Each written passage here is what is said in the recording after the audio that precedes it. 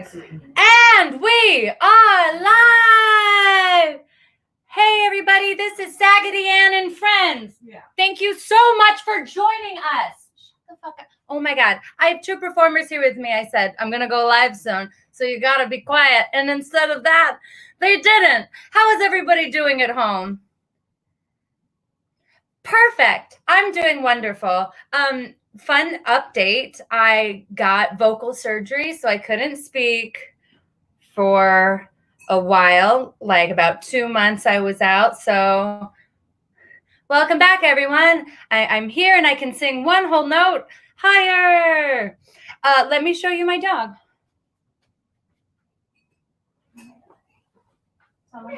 Someone. Oh, right. This is Arthur. He's my quarantine puppy. I got him for the depression. But then it turns out I have to take care of him. What a shitty deal. He's horrible. How cute he makes up for his cuteness in just like shitty personality. Hi, buddy. Give me a kiss. Give me a kiss. Thank you. Oh, that was sweet. Oh, he got his first boner today. One of our contestants, comedians. I literally forgot the word for comedian. Oh no. One of our comedians that came over tonight gave him a boner immediately, and it's his first one ever. So thanks, Bobby Alfie. Great lover of dogs. Okay. Another thing that's happened is that the day that I had my vocal surgery, which again was a success, I survived, and thank you so much for your concern. The day I had it was my 10-year anniversary of moving to New York City. Woo! Shut up, Kim. Okay. So I wrote a song about it.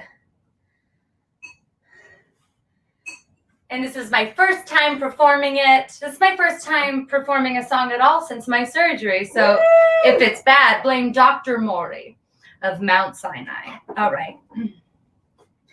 I've spent 10 whole years in New York City. Let's turn this up a little bit. I don't. Okay. Thank you.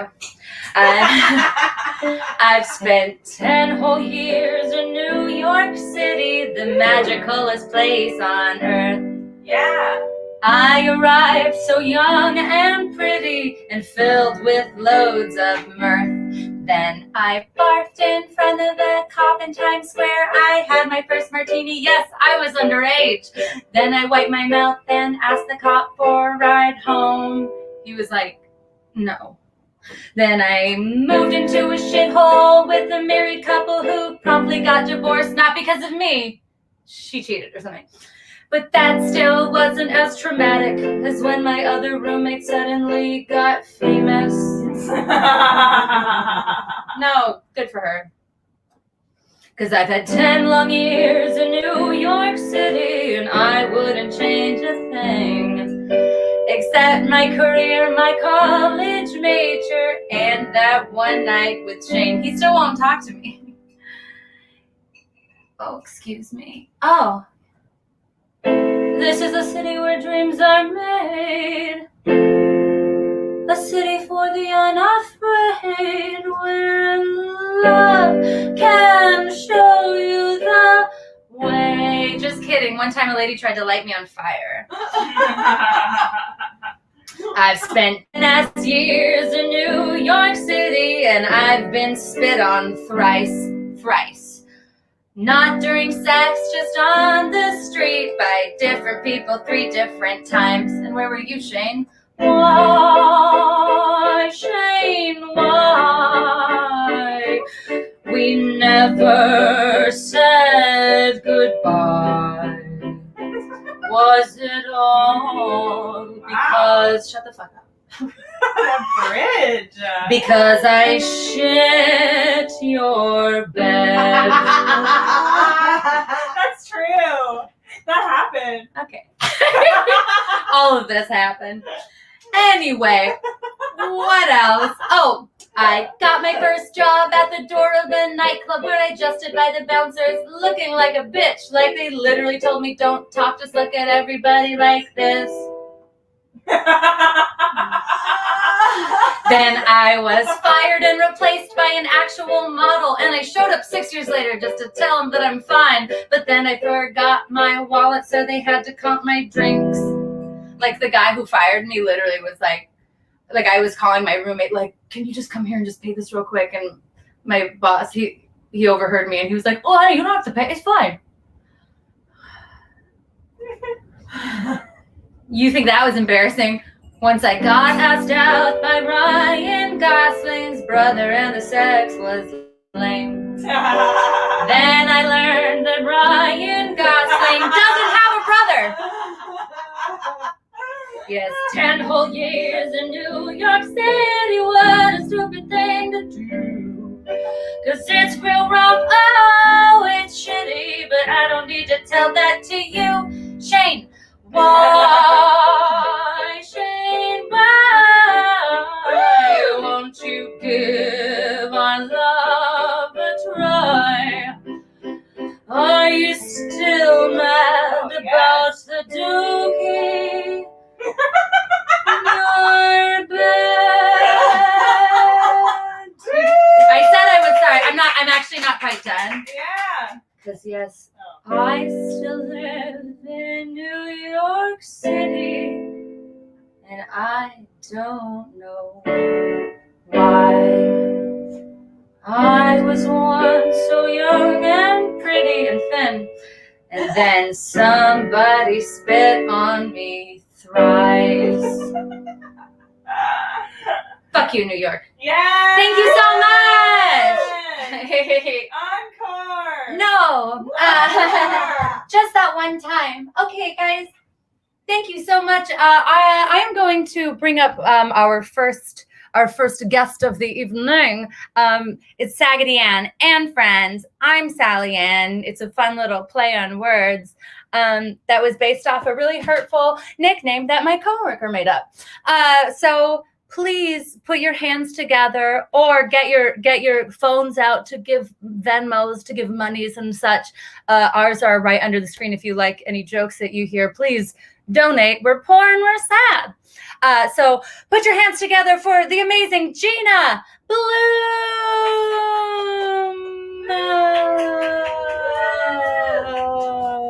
Yay. Oh, there I am. Hi. Hi, gorgeous. Hello. How are you? Hi, I'm okay.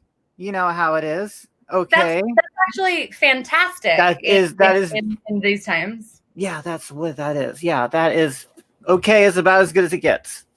No, Yeah. I'm actually angry and depressed, but that's not new. So I guess I'm okay. I don't see, if you're not angry and or depressed, I think that you have a clinical illness, truly. Absolutely. Yes, this is the time for that. Yeah. Yes. Well, on that note, take it away, my dear. All right, here we are. Hi, there I am. Hi. I'm angry and depressed. How is everyone else? So wow, I don't like to look at myself. Here's what I'm going to do. I'm going to move that over there and just going to do this. Hi, I'm a comedian. I'm a transgender lady and no one gives a shit anymore. It's the one great thing about quarantine is that there's no more gender. We're all just little lonely genderless things inside boxes. And that's where we're at. I wanted to say that, I also regret my degree. I have a degree in art history, which is a lot of good that's doing me, but it did do me one good thing in quarantine. I did remember that because I'm such an expert on 13th century art that I went out and I bought this, which is a reproduction of the very famous, Black Death painting, The Triumph of Death, which is what makes me feel this makes me feel comfortable right now. This is where I'm at spiritually. And I look at this painting and I'm like, what skeleton do I want to kill me? This is skeletons from the Black Death killing people. And I'm like, which one do I want? And I think today I want the army of skeletons behind the giant shields. This is what I want. Actually, I feel like this lady in the red right here. That's me right there being chased around the banquet table by a plague skeleton. That's where I'm at. in quarantine right now. How's everyone else doing? Okay, let's move this back in the way here. Hi.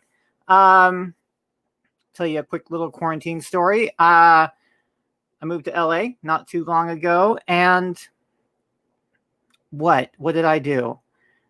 I moved here and I'm in quarantine, and I go to my little storage locker and I'm like, I need to clean this place up. I have nothing else to do. And I discover that there's a bag from that's not mine. It is a bag from a former friend that she had given to me to take from New York to LA because she had moved right before me. So I'm like, all right, I'll take your bag. Then we broke up as friends, and now I'm the proud owner of this woman's mystery bag. And I open up the mystery bag, and within that mystery bag is a tiny little electric fan and just a bag of dildos, just a bag of discarded dildos that she does not want anymore. That is it. I am the proud owner of some woman's discarded dildos. She had the fan, she had the dildos. I can see her thinking she was road testing the dildos with the fan, because it's thirsty work, right? So she was doing that, and she picked out the ones that she kept. Those went with her, and then the discards are now mine. I now own some lady's backup dildo collection, and that's what I feel like. That is who I am these days. I identify with my bag of dildos, my bag of used dildos, not used by me, mind you, and I have never used them since I've had them. They remain in the storage unit to this day. I want to clarify that. But that's my quarantine story. I hope that warmed your heart. I hope that really made you feel very special today. Golly, a little rusty at this. So let's see here. I moved down here to LA prior to the quarantine, and what had happened was I lived here before, and this was before. I lived in LA before, but it was before a transition. So I was like, I got fired from my job in New York, and I was like, all right, I'm going to move back to LA and see what it's like as a lady. That was my experiment. What is LA like as a lady? I've never done that before. And I got to LA, and I started in with the comedy scene, and I immediately started hooking up with one of the doormen at the Comedy Store. And let me give you a hint. Which one? It's not the hot one. No, sorry, not the hot one. That's it. That's a comedian joke because none of them are hot. Anyway, I needed work. Hooking up with a not hot doorman. That takes time. That takes money. I had to buy him tacos, so I was on with the job after all. So I started interviewing, and I interviewed at a place that had fired me when I got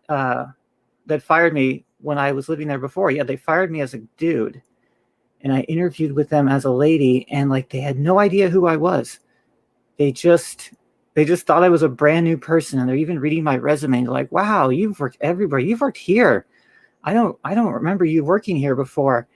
And I'm like, "Dude, I smoked weed in your Range Rover. I worked. We know each other very well."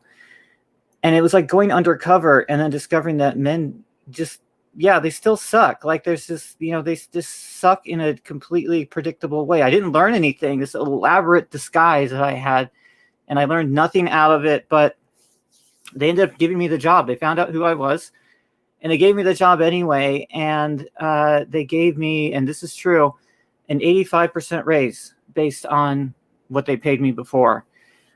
So I'm worth twice as much to them as a lady as I was as a guy. So there you go. I fixed feminism. I did that. We won.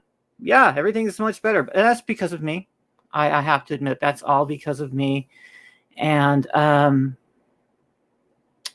let's see here. What else do I have going on? This is a lonesome show. What else is going on in my life? Like I said, I am a trans lady. I did mention that probably 4 times now because it's really the only interesting thing about me. I'm just sort of like a basic bitch otherwise, I shop at the same basic bitch stores. I don't do anything interesting. I don't have any particularly interesting talents. I just have a different anatomy, and I've managed to spend years of my life and surgeries and complicated, all of this stuff upending my life just to be the basicest bitch that I know. And that's me. I love my brunch. I love my white wine, and I love my tiny, tiny little Diet Pepsi cans. That's who I am. What? Jesus H. Let's see here. You know what? All right, fine. I'll tell some old ass jokes. That's what I'm feeling today. I was, if you'd seen me back in the old days, before I transitioned, you'd be like, okay, I know what I'm looking at here. This person, that's a gay little Filipino boy. That's what I'm looking at. And now, as you may have noticed, I'm a cracker ass white lady. That's what I am now. So somehow, am I being lit? I have no idea what's going on. Every time I hear cracker ass white lady, I'm like, someone call. Yes, there you are. I invoked you. And I brought white wine. And you brought white wine. Wonderful. Oh my gosh. Yeah. I guess this is like the light, if you will. Oh, I'm drunk and high. I was just packing my bong. This well, you know what?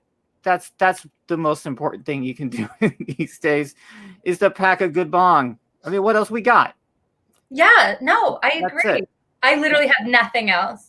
That's we have online comedy shows, and we have semi-legal weed. So here we are. Yeah, I know. It's the post-apocalypse that we all expected and deserved.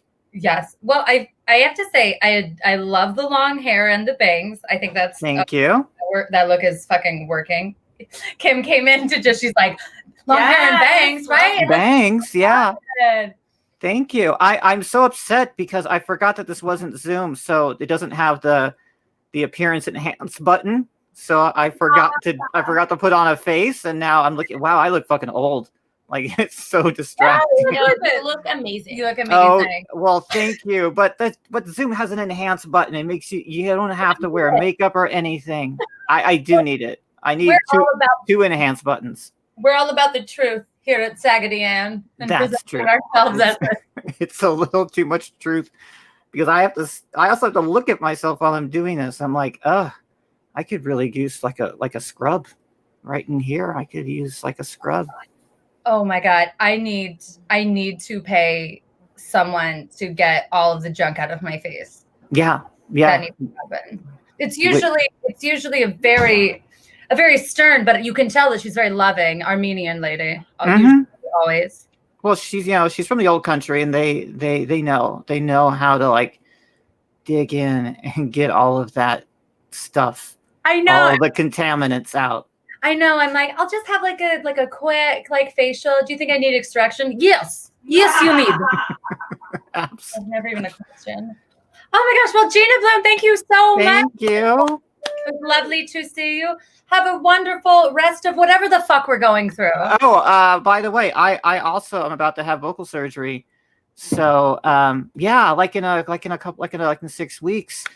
So it's like only one of us can talk at a time. So that's what the universe is trying to tell us. Only one of us deserves a voice at a time. Kim just opened up a bottle of sparkling rosé for your. Well, thank you.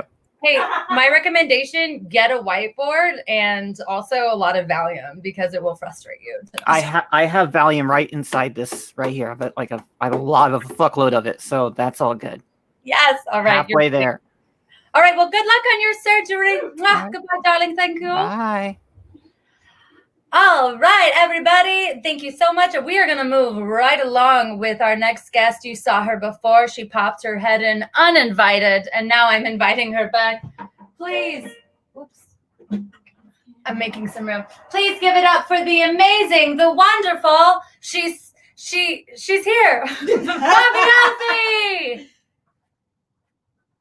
Oh, sorry. I forgot. Go ahead. Hi guys, it's a non-white lady with sparkling rosé.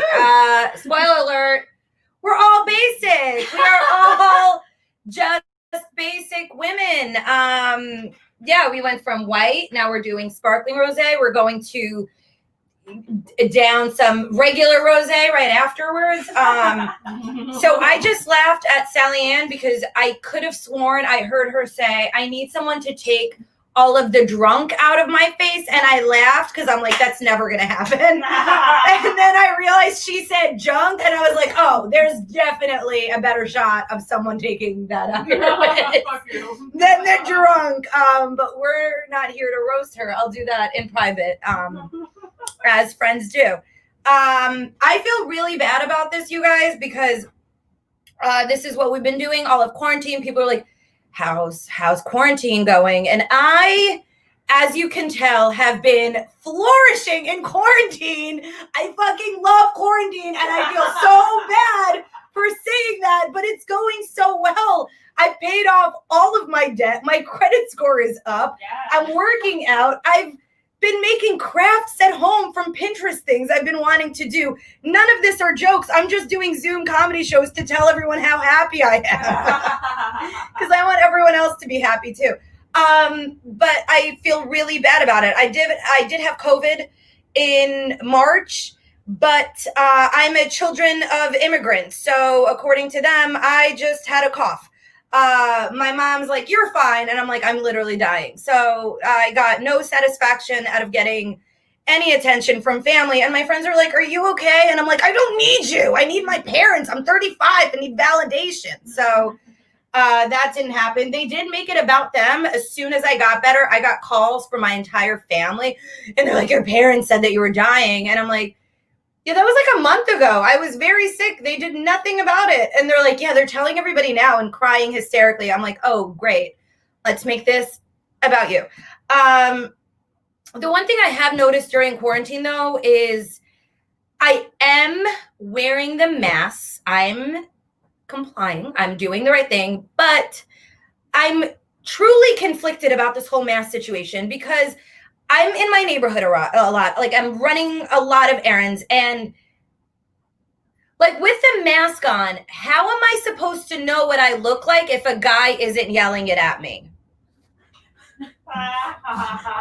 So I just don't know what I've looked like for months right now, you guys. So I'm hoping it's okay, but who knows?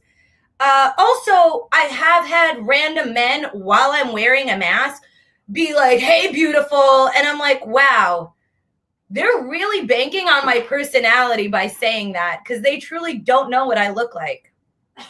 So my self-esteem is up in the air, I guess, because I don't know how to relate to the world.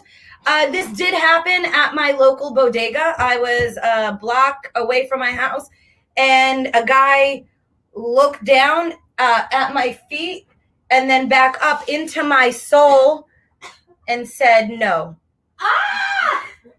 And I don't know how to talk to men on the street anymore because, like, we're not that quick with it anymore. So I am not kidding. I looked right back at him and said, no one asked you, and that's not nice. And I can't stop thinking about it because it's been months. So I think women need to get together and maybe do like a group session of like comebacks for men once we start getting yelled at in the street again. I refuse to call it catcalling because I feel like that's a cute way of saying getting yelled at on the street randomly. And I don't know. I'm like, I can't believe that's all I said. Like, I used to have the best comebacks, and now I don't know what to say to men. He looked at my toes and looked at my face and said, no, I know they're ugly. I have the most hobbit looking ugliest feet. So from like feet up, it's okay. It looks fine. But like literally, I'm like, do not look at my feet ever to anyone. They're disgusting. They're little hobbit feet. I got it from my mom. She knows what she did. So also, a lot of people are like, I just don't know how to talk to people anymore. I just don't know how to have conversations. And the thing is, men have never known how to have conversations. So now they just have an excuse. Like, before any of this even happened, I was in a bar with friends, and a man came up to me, and I was like, no, thank you. I'm not interested. And he huffed and puffed to my face and was like, but I'm in finance. And I was like, oh, sorry. This does not do finance. Walk away. And when you're unemployed, and play a mandolin, get back here and you talk to me. You gotta know how to approach women. You gotta know what kind of woman you're talking to. Like, I want a man that wants to pay for dinner very badly, but like doesn't know how with comp tickets from a bar, you know? Musicians, you know? So yeah, I just think it's going to be a really good excuse for men to be like, oh, I just don't know how to talk to people anymore. It's like, you've never known how to talk to people. Let's get that straight, Jared. I use Jared generically because I feel like everyone knows a Jared. Yeah, no, for sure. Yeah. We both know a Jared. He could be a different one. He could be the same one. Doesn't matter. They all have the same personality. Yeah, I feel like we all know the personality. The Jared I know, I'm actually on good terms with, but he knows he's a Jared. So it's like, like he's going to see this one day and be like, yo. And I'm going to be like, you know who you are. And he's going to be like, okay, yeah. What else? Socially speaking, it's not even a political thing. We're going through a lot socially with Black Lives Matter and everything that's happening. And people are having a lot of opinions on cops and they're making it very personal. And it sounds so, can I curse? Yeah. Fucking stupid. It sounds so fucking stupid to defend cops at a time like this because you're defending individuals when people are talking about a whole system. And I'm going to close out with this. I'm going to do it right now. Okay. I'm going to close out with my own cop stories just to like show everybody how fucking stupid this sounds. So this is me talking like an idiot. So a few years ago, I was arrested, twice in 1 month, 3 times total. What? I've been arrested 3 times total. Your girl's got a record. So here's the things that I realized right off of the bat. I do not respect cops. I talk to cops the way white women talk to literally anyone that's ever existed.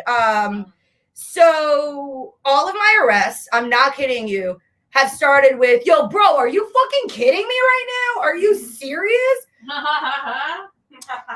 Which is not a way you should talk to cops, but I don't know as a brown woman where I got that, but it's worked for my arrest. It's worked to confidently get me arrested. The first time I got arrested, here's my story. So the first time I got arrested, I don't usually talk about specifically what happened, and I'm probably not going to. It's kind of boring, but I got pulled over for a suspended license that I knew was suspended and pretended like I didn't know, and I thought it was a very stupid reason to get arrested. So he's holding my license, and he's like, I have to arrest you. I snatched my license from his hand and walked away. And I said, no, you don't. Bam, I walk away. He gets in front of me and he's like, no, I have to arrest you. And I'm like, no, you don't. And then he's like, no, yeah, I do. And then he had an awkward moment where, because I'm saying no, it's kind of like when you hear about people breaking up and one person's like, we're not breaking up. And the other one's like, this is weird because I just broke up with you. And then they're dating for another 20 to 40 years and get married and have kids. And that's how they stay together. So before I know it, I had like 4 cops surrounding me, and one of them offered to taser me. And this is how you know. Offered. I say that line every time. And one time I had my friend go, you got to stop saying that. He didn't offer to taser you. That was a threat. And I'm like, well, whatever. I got in the car afterwards and he did not taser me because I was like, because he was like, if you don't calm down, I'm going to taser you. And I'm like, don't do that. He's like, then get in the car. I'm like, fine. So I get in the car and then we're going to booking. And I had my hands behind my back and the cuffs were really tight. And I look at this, like, first off, he was such a hot cop. He was like a really fucking hot cop. I hate when that happens. So I look up at him and I'm like, can you take these off? They're super tight. And he took them off. Oh, yes. He took my cuffs off and he's like, are you going to do anything crazy? And I was like, I'm not going to lie to you. I might do something crazy. And he's like, don't be crazy. And I'm like, okay. So I didn't do anything crazy. And did some paperwork. We talked for a little bit. He was a really nice guy. I don't understand why people are upset with cops because, like, I got arrested by 4 of them and I didn't get tasered. And I actually went to jail for 8 hours. And one of the cops was super nice and he took the cuffs off of me. And it was fine. I just did paperwork and ended up paying a fine. It wasn't a big deal. Honestly, also my second arrest, I sat in the cell with the cop while he did my paperwork, and he's like, you seem like such a nice young lady. Maybe don't get arrested anymore. You should probably just like stay on the better side of the law. And you know how nice he was? He told me all about his wife. They'd been married 15 years and they met like in college. It was so sweet. And he was a really nice guy. And he actually offered to see if I needed a ride home that night.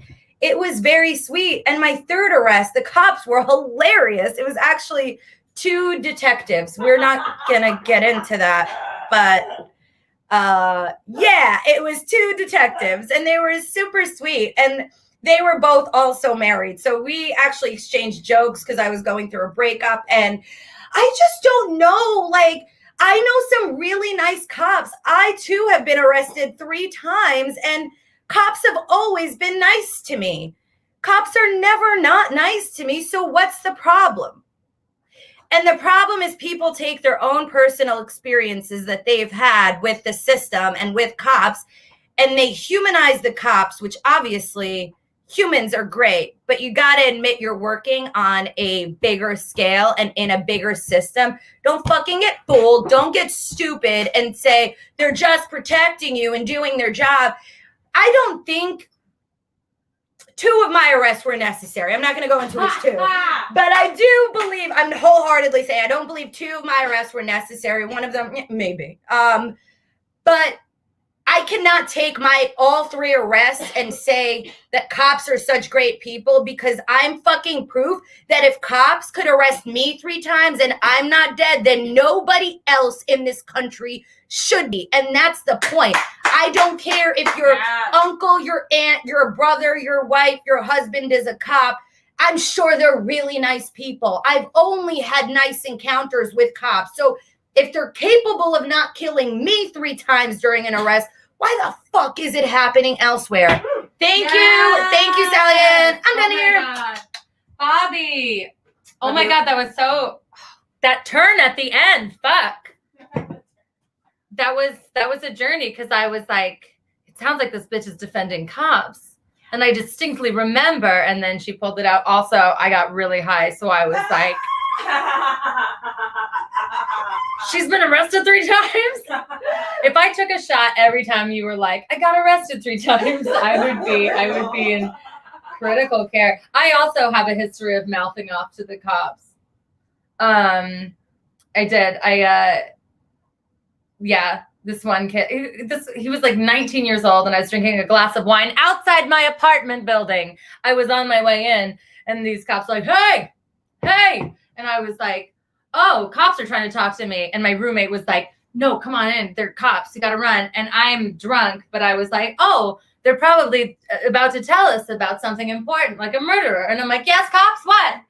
Like wine in hand. It was a disposable plastic cup. So it wasn't like I was like, it didn't have a stem. So I wasn't like super obvious. You know what it was? I was getting out of an Uber with the wine and crossing the street. And they saw us and I was like, what? Oh my God, what? Yes, what? Officers. And they were like, that's an open container. And I was like, wait, my wine? And they were like, you said it's wine. Like they caught me, like high school, like fresh out of high school kids who like just passed the academy, who like, honestly, they were hot. They were like hot kids. They were hot in high school, but they like weren't smart. So they became cops and, you know, I was ripe for the, he was just like, you said that's wine. That's something. And I get so mad and I'm like, I'm about to go to bed. I'm not doing anything. I'm going to sleep. I'm not committing a crime. I'm about to leave right now. And I'm only here because you made me stop. And my roommate was so smart. She just like dropped the wine and she's like, "What wine?" And they're like, "Nothing we can do about that." And I'm like, "Oh fuck!" And anyway, and so I go off and I get real fucking bitchy. I was like, "Okay, officer, way to protect the community. Great job." Like as he's like writing me a ticket, just like, "No, real important work. There's so much shit that happens around here, but yeah, get me in trouble because I'm about to go to bed with the grape juice." Okay. No. And then I look at the ticket and it's for like $25. And like I was like, "Oh, fuck, this is nothing." And I like I was such a cunt. And I was telling that story, a very charming and hilarious story, to a guy that I was seeing, if you will. I would say I was seeing him. He would say we hung out. We just hung out. But he got like so disgusted with me that I was like so disrespectful to a cop. Like, and honestly, that guy threw so many tantrums in the back of Ubers. My rating went down. I paid for all of them. He was rich, if you can believe it. Anyway, let's bring up our next comedian. Oh my gosh. Do we have Courtney here? Is Courtney here? Courtney Fearington. If not, then we can just move on to Veronica because I know Veronica is here. Yes. Hi, girl. Hey, what's up? Hi. Oh my gosh. Is your cute pup around? He's in the other room now.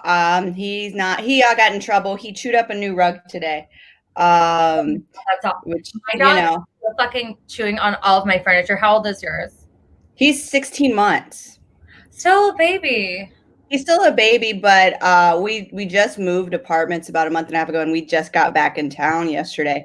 And I put out the new rug that I was excited about, and I turn over and I'm like, this motherfucker just chewed up the rug. And I got mad at him, but I had to like get like white mom mad at him because like I was raised, my mom hit me, and so I had to be like, I'm really upset with you. Go sit in your chair. And I was like, don't look at me. And then he's like in the corner just like, and I'm like, not right now. And then after like 10 minutes I had to do like it's okay, what you did really upset me. And I'm like, Veronica, you're a fucking idiot, it's a dog. But it's okay. I've learned timeouts are a good way to not use corporal punishment. My dog will just bark at me all day for endless day without stop. He knows no. When I show him something, he kind of like tries to like wiggle his way out of things because he knows he's cute, and he'll get on his back and wag his tail, and I'm like, no. And I show him, and he keeps saying it. I'm just like the opposite of everything I was raised, but in a good way. But also I know he's gonna do it again just because I did that. So, but he's okay. He's fine. He's cute. He's happy to be back. So yes, welcome back. And on that note, take it away, please, Veronica. Yes, for sure. Oh man, thank you for having me. I have to say, shout out to Bobby with the multiple arrests. I am also a brown woman with more than one arrest, more than 2 arrests, more than 3 arrests, more than 4. No, I stopped at 4 because, then I turned 30 and I was like, you know what, maybe you should save something for when you are 40.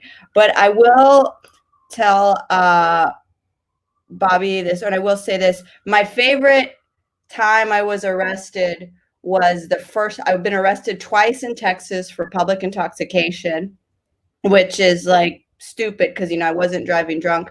But the third time I was arrested, it was because I drove a New York City cab, which I think that entitles me to be a lifelong New Yorker. So I'm actually very proud of that. And I would say the 4th time I was arrested, the worst part of it was the officers read some jokes out loud from my joke notebook. And this was like 4 or 5 years ago. And I know how shitty my jokes were then.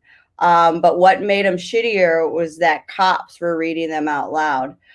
So I've done my time. Fuck the cops. All of that shit. Let's talk about me.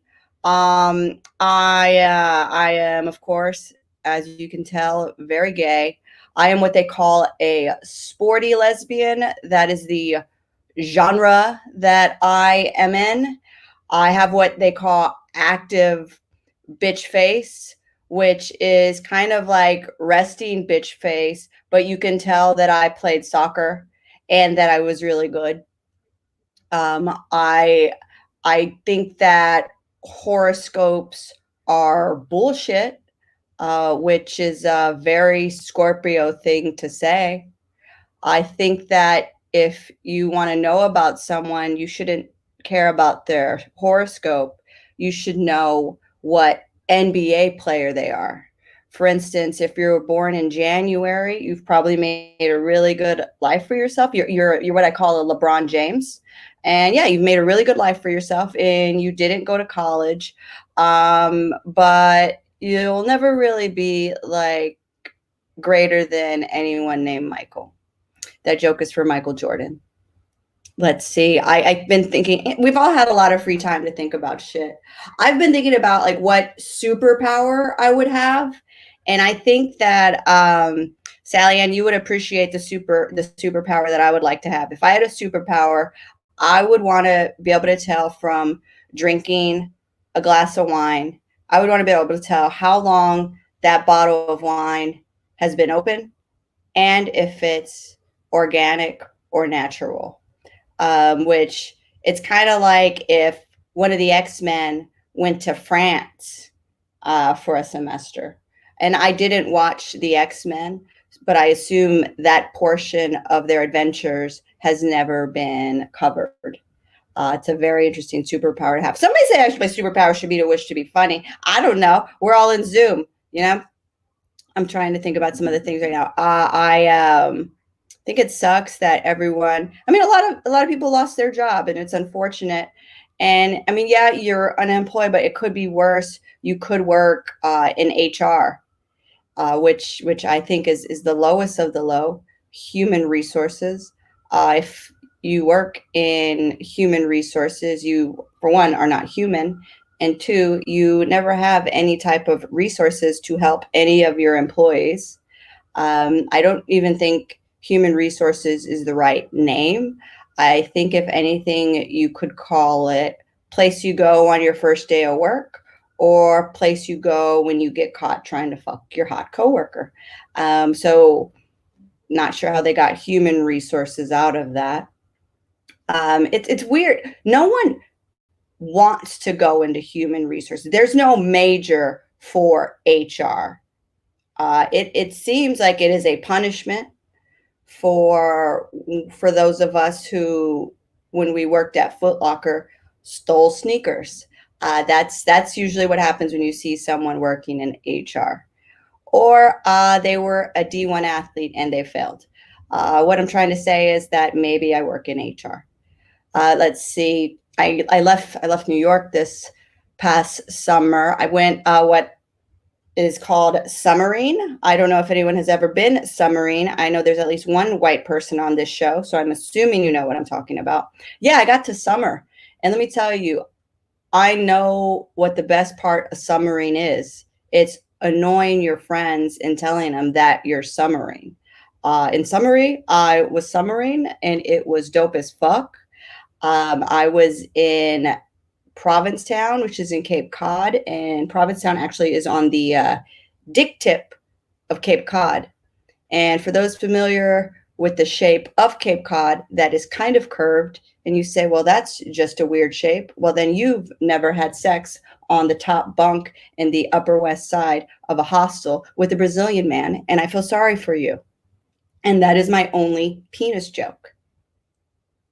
But here's the thing. I left New York for the summer and I was summering, but I also got a job there. And the thing is, if you go summering and you get a job, you can't call it summering. It's called working. And I was fucking working.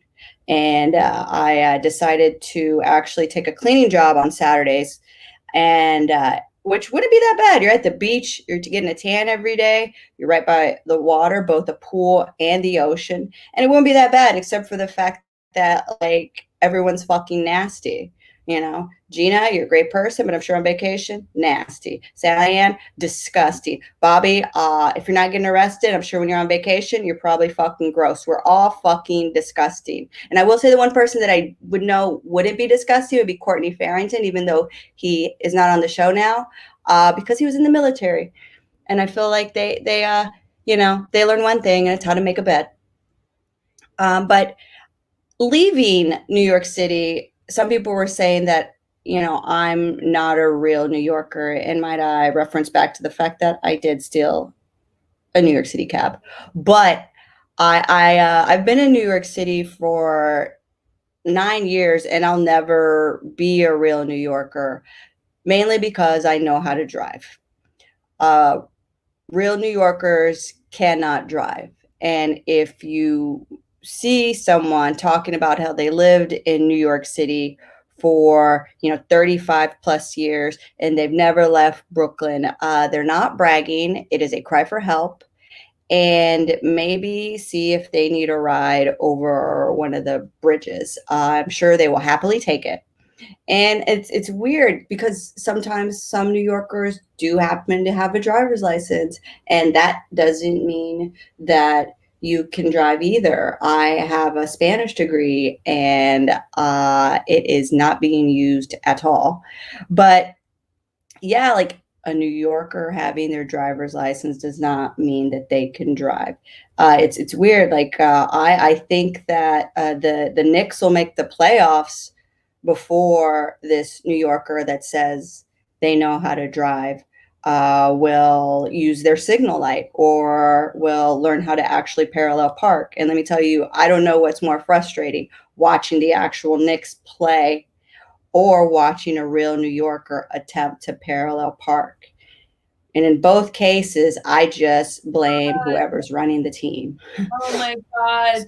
I have to say, I literally, in the quarantine, I had to get a side job, and I am a driving instructor. I am a driving I teach people how to parallel park all fucking day. They're horrible,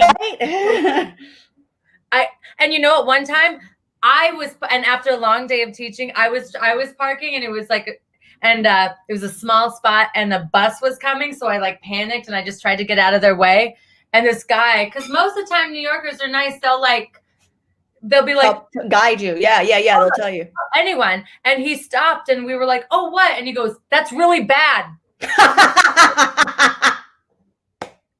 I was so furious. You couldn't everything that you said I rang true with, and I want to let you know that literally when you said that me and Kim have been arguing through like a lot of your set about what white girl is the one that summers that you were talking about. Like, no, it's you, bitch. And I'm like, you're that white girl. You go to Connecticut every Thanksgiving. Like, we had a whole fucking conversation. You float your ass naked down a river with a beer in an I'm inner white suit. dress. Kind of summer. We park a trailer by a river. And There you go. I did it. It was lovely. Summering was amazing. I have no words. Getting drunk is awesome. Oh my God. Veronica, thank you so Hey, much. Courtney. Hi, and yes, Venmo Veronica, please. She was so hilarious. Thanks, boo. I connected so much. Mwah. Hi, Courtney. How are you? Good. How are you? Good. Oh, I'm so glad we finally have you on. You missed Bobby's very passionate set. I didn't miss it. I might have left on purpose. You know, sometimes you gotta exit when you see your friends. Oh my gosh, you're like, I'm still doing social anxiety online, baby. Yeah, it carries over now. I'm completely anxious online. Yes, and you have to express it somehow. Right. All right. Well, on that note, please take it away, Courtney Farrington, everyone.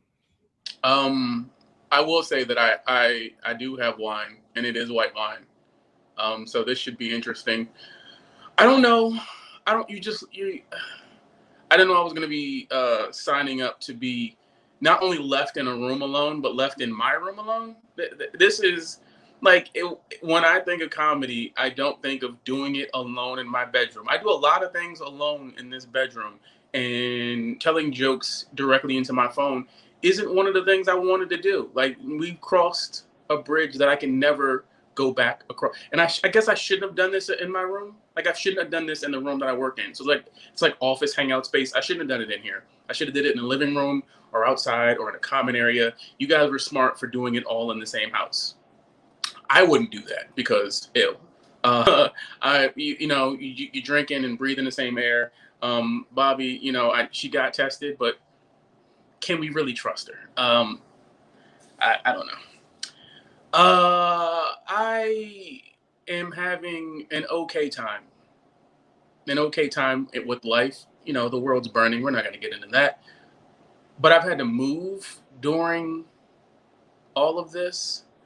And I think moving during a pandemic, when you're staying in New York City, is exhilarating. Only because all of the yuppies, all of the people who couldn't hack it, and hey, look, if you're living somewhere else and you're watching this and you lived in New York City, I'm talking to you. Go fuck yourself. Okay. They left all of these beautiful apartments. They just up and ditched all of these apartments in all of the neighborhoods that were hard to get into and were on the verge of being completely gentrified. And so apartment hunting was kind of fun to look at how they were living when everything was put together. I had the worst neighbor. My neighbor upstairs is completely the reason why we had to move, the reason I had to leave that apartment. There was severe damage to the apartment. I came back one night after being out. Wasn't supposed to be out, but sometimes you got to go fight for your rights. So I come back, it's late, and there's water raining from 3 rooms in the apartment. So like the kitchen, the bathroom, and the bedroom all have water just raining down from the ceiling. So in a normal situation, you just go, all right, look, let's start moving things that can't get damaged. Let's go upstairs, figure this out. Move the things, go upstairs. I knock on my neighbor's door, and I've had problems with this neighbor before. Knocked on my neighbor's door, and the first time I knock, I don't hear anyone come to the door. And I'm like, all right, I get it. They're trying to stop water. I completely understand. So I knock harder. When I knock harder this time, I hear shuffling towards the door. Not even a rapid shuffle. Not even like a, hey, I'm about to set sail on this arc that I've been building in my apartment for the last 4 hours. Like, not like there's a bunch of rushing water out. Just a shuffle like I'm expecting. I guess there's I don't know if you can hear that horn. Just a shuffle like, oh, my boy coming over, and I knew he was coming. So he comes to the door, and he doesn't open it. He doesn't touch a single lock. He just goes, who is it? And I go, it's your neighbor from downstairs. And I'm like, he has a little peephole. I'm like, you're flooding my apartment. And there was like this long pause, and he just goes, come back tomorrow. And I was so taken. I was like, I don't know what the rebuttal is to that. I don't know what the rebuttal is. He talked to me like I showed up to the Social Security office right before they closed. And I'm talking to the security guard like, hey, man, I'm just trying to get a new Social Security card. He was like, come back tomorrow. This man's flooding my apartment. He told me to come back tomorrow. So now I go back into my flooding apartment. There's water coming from out of the lights. And the only thing I'm left to do, the only thing I can do is snitch now.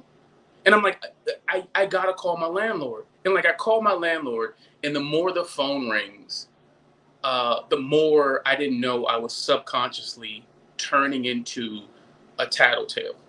So like, it should have just been an easy call. Like, my landlord picks up the phone, and I'm like, hey, I think we got a problem. The upstairs is flooding, and I can't get anyone to let me in to even look at what the problem is, and maybe I can fix it.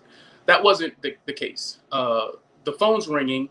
It's late, so it's ringing more than it should. My landlord answers, and immediately I go into like school level snitch.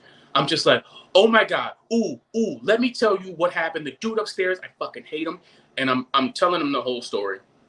And my landlord is just like quiet, listening. And he goes, let me call you back.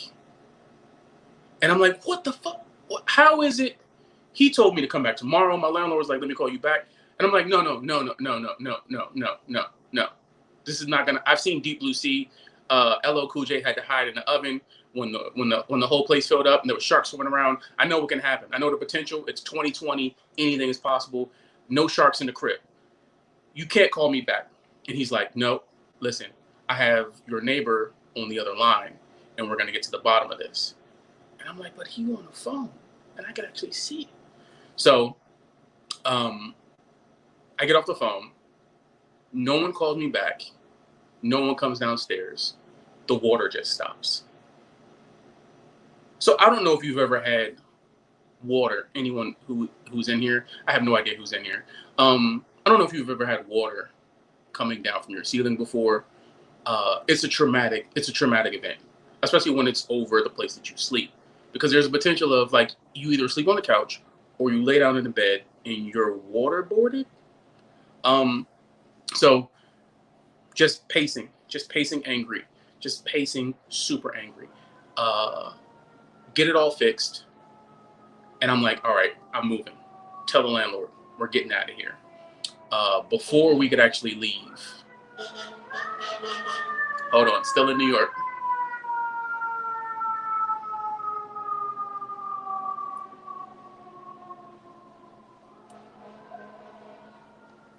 Oh, sirens. Before we can leave, the landlord is making a bunch of noise. So like I've only talked to him through the door and I've never really seen him. So like the landlord's making, or not the landlord, the upstairs neighbor making a bunch of noise, just loud all night long. And I'm like woken up in the middle of the night and there's just loud banging. So I'm just like, I gotta go upstairs. I gotta go say something. And now I'm in aggressive mode. I'm trying to be nice, but now I'm being sets of twos. Okay. Now I'm being aggressive. Now I'm in aggressive mode. And I'm looking in my closet for something that I could wear to a fight. Like it's 2:00 in the morning and I'm just like, just moving stuff around like, all right, sweatpants, sweatshirt. Do I wear Tim's upstairs? I don't understand. I'm gonna fight my neighbor. So I put on something loose but comfortable just in case it goes down. And halfway up the stairs, I'm just like, I've never seen this person before. I don't know if I'm ready for this. So I get upstairs and I knock like, all right, look, I'm gonna knock like, I'm gonna knock like I'm trying to kick this door down. I'm gonna establish dominance. And I bang on his door and I hear shuffling again, but not towards the door, just general shuffling. I was like, all right. He might be getting a weapon. Now my heart's pounding. I bang one more time, but a little bit softer, where it's just like, hey, I could be assertive unless you got a weapon. And then, I'm probably just gonna ask you nicely to chill. So now the shuffling starts to come towards the door, the second knock. And he asked me a question that I've never heard anyone ask ever in my life. Like there's this strong Caribbean accent, and he asked me a question in a series of words that just threw me off. So like he's on the other side of the door, and he just goes, "Who presents themselves?" And I was like, I've never been asked that before. Should I have been brought up like a comic? Was this my set? Who presents themselves? This is more regal than I expected. I just wanted to fight and maybe ask you to sit down. So now it's after 2 a.m. and I'm in the hallway yelling at a stranger's door. It is I, Courtney from downstairs. He opens the door, but like not all the way. Like he opens the door just a crack. And it's just like enough for me to see a sliver of his face. And I find out that night that Jamaican people live to 700 years old, I think. And this man was easily 700. He was like a vampire. Like he is like he's like the world's first Jamaican man. I think that's it. All started like if I came upstairs if I hit him with a wooden stake in the chest, he would disappear, and so would all the other Jamaican men. I think that's how old he was. And I go, hey, I'm looking at this half of Nosferatu, and I'm like, hey man, can you like sit down or take your shoes off because you're stomping around and like it's 2 a.m. Like why do you have steel toe boots on at 2 a.m. in the house? And he goes, I just got off work. And I'm like, yo, who has a 700-year-old man working till 2 a.m. in a pandemic? Bruh, like that ain't the life. I'm thinking about like, hey, where's your family? Like, why isn't someone taking care of you? Like, why are you still leaving the house? You don't even have a mask on. You don't got a mask on, but you have on a full down coat. And it ain't even that cold outside. So you protecting your body temperature. But you know what? I'm going to just go back downstairs. I'm going to go back downstairs. I'm going to just mind my business. And I go back downstairs and I make the decision that like, I gotta get out of there. So I moved somewhere. I moved deeper into Brooklyn, which is pretty dope. Aside from the fire trucks, it's pretty quiet, and I get to just, smoke weed and panic, drink a little red wine and panic, watch Netflix and panic. If you're not panicking, that's fine. If you're thriving, that's fine. I'm built differently. Like I'm not afraid of many things. But a full-on pandemic with germs and viruses, for some reason, gets me. For some reason, that's the thing that if we were out, and people who know me know this, if we were out and full-on war started, and like guns were out and shots were fired, I would talk to all of my friends. And I'm like, hey, get down. This is what we're going to do. I've already sized up exits. This is how we get to safety. I got your back. Just listen to me. And let's try to get out of this. But if I met you and we shook hands and your hands are wet, I'm falling apart. If you had a gun on you, but if your hands were wet, that's it. That's it. If you decided that you wanted to come over my house and you just had soapy, wet, weird hands and you were just like, hey man, give me your phone and all your electronics. I'm like, yeah, that's gross. I don't know why. I don't know what it is about it, but it just fucking gives me the heebie-jeebies. I like that I bought a ring light to do shows that I don't really want to do. So now, like, looking at myself, it feels like I'm doing a bad confessional for one of those pop-up Netflix reality shows, like The Circle or what's the other one? Love on the Spectrum. I don't know if anyone's watching Love on the Spectrum, but I probably watched it twice. The first time I was just like, this is really interesting. The second time it was because I had to figure out if I was on the spectrum. Oh, I didn't know Yeah. I'm like, whoa, he hasn't even finished his set, Kim. Jesus Christ. I said we have to wrap it up relatively soon. Oh my God, Kim. Courtney, I can see the ring light in your glasses and it's absolutely fucking mesmerizing. I have to tell you. I don't know. I think it's worth it. You look so cool. Oh, thank you. Because I have no idea what I'm doing.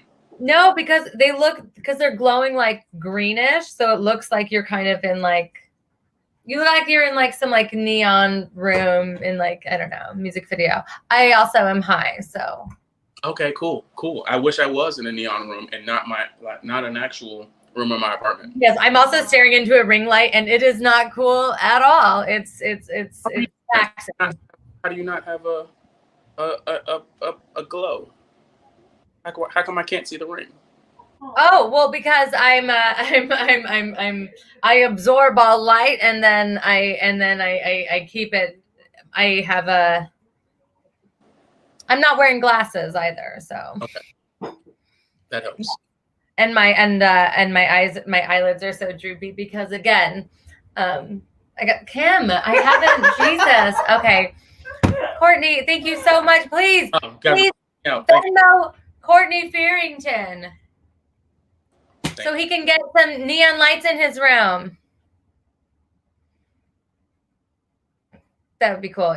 That sounds cooler than it probably would be. Guys, we're gonna keep it going. Our next comedian is unfortunately my best friend in the whole world. And she's got a very interesting comedic voice. I think Here, let me help you set this up. She's also a musical comedian, so adjust your TV set to chord. I'm gonna put this here. It is raining outside. And if it falls, it falls. That's your laptop. Okay. Hello, everybody. Could have sent that to me. I put it on my iPad or something. It's fine. Nothing matters. Okay. Are we all having a horrible 2020? Oh No. boy, it doesn't work the same on Zoom. Okay. So I guess I just wanted to say that I've learned a lot of lessons in quarantine. I learned that after a long day of just like drinking wine and staring at my phone, it was just finally so nice, to like sit down and just enjoy a glass of wine while staring at my phone. That was just really, that was an A+ thing. I made a really horrible deal with my boyfriend, not to brag, and we agreed that I would watch all of the Lord of the Rings movies if in exchange he would watch Twilight, which was a horrible thing to do because I basically just punished myself twice with no excuses and no escape. And everyone's like, oh, Lord of the Rings is so good. You love Lord of the Rings, right, Talia? She's not listening to me. It's fine. No, I'm not. I don't like the way you characterized it. I'm a fan. Yeah, I know. That's what I'm saying. You are a fan, but it's like I obviously like your tone. I see the merit in it. I was just like, oh, it was so cool when Dumbledore was like, don't take the ring, and then Dobby was like, but I want the ring, and then 12 and a half hours later, I got to look at my phone again. I loved that. I loved that part. So like Courtney, I also have horrible neighbors. My upstairs neighbors, I have been thinking about ways in which I would be able to murder them. Just to give you a slight example. This is just what their morning routine sounds like. Wait for it. Oh wait, hold on. I fucked up. You can't hear it on the video. I messed up. Oh wait, here it is. There we go. That's a person. That's a person. She hates it. Oh, whatever. Who hasn't had a few technical difficulties on a Zoom show in the middle of a pandemic? How about you eat my ass, Raggedy Ann? Okay. Anyway, so I wrote a fucking song about how much I hate my neighbors. I'm just going to play this little ditty for you. All right. I thought that since they're musical theater people, the only way that I would be able to communicate with them is through their language, which is annoying. Okay, so here we go. Hey, it's me, your downstairs neighbor. When you sing your opera warm-ups, it sounds like you're in labor. If corona could spread through sound, you could kill the whole building, guys. I can hear everything you say, sing, scream, or sanitize. I hate you. I tried a note on the door saying, respect your neighbors, please. But then you spoiled Long Island brats, had a karaoke screeching dance competition, and now I'm on my knees, begging you, please, shut the fuck up, or I'll hire Idina Menzel on Cameo to tell you to give up on your dreams. I will kill the dream you scream. Any Les Mis fans here? Yes, references. Oh my god, references. So Stallion was like, keep it short because nobody wants to listen to you. So I just want to do one more little quick one. I work at a bar. Anyone else? Okay. And Yes. yes. I actually don't know if I work there anymore because it's been months. So Same. ooh, spooky season. We'll see. Living on the edge, like a true 20-something. I have 4 more months. And I think one of the things I've learned about bartending is that people like to leave you horrible reviews for literally no reason. I think that Yelp is ruining the world and society as we know it. Yes. Especially now, if you leave a bad review for a bar or restaurant, you should know that you're definitely going to get like the worst karma ever. So I found out after years of working at this bar that a regular made up a fake name to send my boss a fake email specifically to complain about me not smiling enough years ago. And I just was so filled with rage and I had nothing to do to express it. I couldn't like throw a drink in his face when I got back to work because I wasn't working anymore. So now I'm just like, what do I do with this? Obviously write a ridiculous song that maybe he'll hear one day and I hope that he dies. Okay. So this is a song for Mito. That's his real name and I hope that he hears it. And it's about Mito. Okay. I'm not a petty person, I try not to hold a grudge. I'm highly forgiving, if you say sorry, I won't judge. But the customer at the bar I work at who sent an email to my boss from a fake Gmail account he made strictly to complain about me. I hope you choke on 500,000 shit-covered needle-filled deep-fried bats. I hope you choke on bats. That's how we got this. I hope you get another virus. Okay. I'm so sorry as your bartender that I didn't know I had to trip over my glitter tits like a mermaid Barbie on blow. I was not aware that bartending required smiling through your fucking ass, but trying to get a restaurant worker fired says a lot about your class, and you have none, bitch. I hope you die in a sewer. Yes! I want to funnel all the cockroaches and millipedes in this city directly into your asshole while you're sleeping on your mommy's titty. I will twist your tiny penis into a pretty bow and then wear it in my hair next time I do a comedy show. Yes! I hope that your complaint validated your sad existence. I hope you cleansed your garbage spirit and jerked off your entitled persistence to stomp your little finance foot and scream when you don't get your way. Your life is so fucking boring that a bartender can ruin your day. If I ever see your stupid face with that facial hair that you can't grow, I'll twist your trashy gold chain necklace until your oxygen levels as low as your entire personality. You pathetic, spoiled dumpster of an excuse of a man. I put a curse on you so that every woman you're attracted to sees you as a compost trash can. But I mean, yeah, like, other than that, I'm not a petty person. I try not to hold a grudge.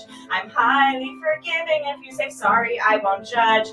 But if your name is Mito and you wrote that email to my boss, I'll put your ball sack in a blender and give the rest of you a toss into the East River. Mito, spelled M-E-D-O. So, Fuck you, Mito! Yeah, okay, so I think it's because we're short on time. I think Sally and I are going to finish up with a little joint ditty, if that's okay. Yes, and I won't even get my tambourine. That's how pressed for time we are. She's not even going to get her tits in the other room. Okay. Yay! She's getting her tambourine. Arthur hates the tambourine. He's fine. He's living his life. Can you hold This is where we lose all of our audience. Do you guys Okay. remember? Oh, okay. My dog hates the tambourine so much. Can you rescoot the thing so that we're both?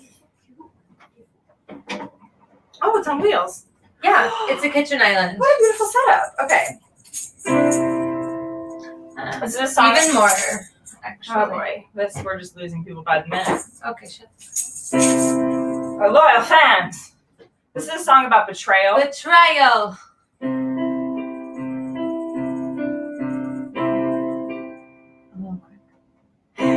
I saw you at the deli. It was 1 a.m. and I was desperate.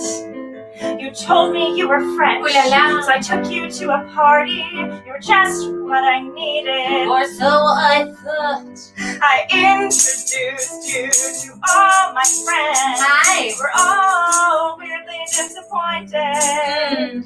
They looked at you like you were trash and said, how could you bring this? they grabbed you by the neck. It broke my heart. 'Cause you were Shadow Diana, 24-hour bodega wine product. Shadow Diana, 24-hour bodega wine product. You're not even real wine. You're not even real. You fooled me once, you little bitch. You catfished me at 4 a.m. with your 5% ABV. That's not enough ABV. Don't fool me twice. My friend said, Don't even cook with this. the deli guy said, Oh, juice. Okay. you're worse than church wine, you're worse than grape juice, you're worse than Smirnoff Ice. You broke my heart. You jumped. 'Cause you were Shadow Diana, 24-hour bodega wine product. Shadow Diana, 24-hour bodega wine product. You're not even real wine. I finished doing I feel fine. I could drive. How long have you been on that shelf? How long? What kind of person would fall for this? Me. You're no ally. Look at yourself. In the mirror. You're a grape apologist. Nice. I'll have another glass. Another glass. Shadow Diana. You're the closest thing to joy that I can buy right now. I plateaued at 30 miles from my house. I don't know where this bodega is. Shadow Diana. You're the closest thing to joy that I can buy right now. Shadow Diana. Miles from my house. I don't know where this bodega is. You're not even real wine. I'm not even real wine. No, I'm not. Why? That's Saggedy Ann and Friends. Thank you, everybody. Go buy Chateau Diana and tell them to sponsor us. Hashtag ad. Hashtag K partnership.